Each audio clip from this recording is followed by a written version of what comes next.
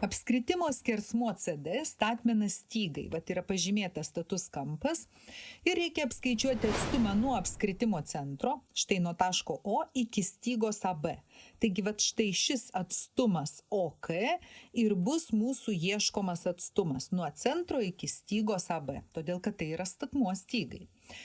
Dabar žinome, kad apskritimo spindulys yra lygus 45, o stygos AB ilgis lygus 72.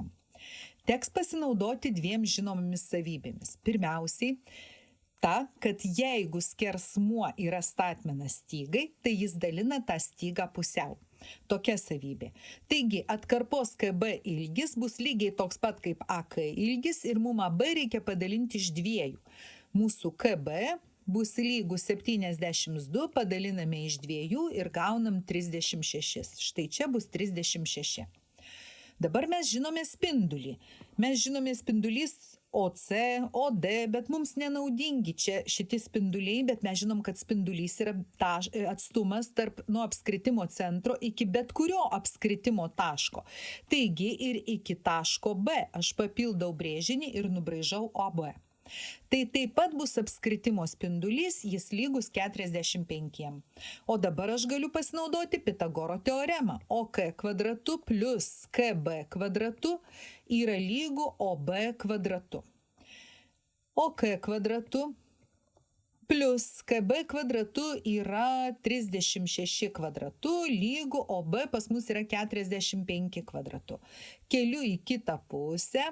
Ir aišku, čia galėčiau dabar suskaičiuoti skaičiuotuvu, bet aš neturiu po ranka skaičiuotuvo, tai kitaip truputėlį padarysiu.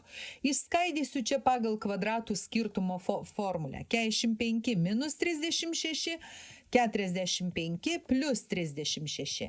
Atlieku veiksmus, iš 45 atimu 36, gaunu 9, prie 45 pridedu 36, gaunu 81.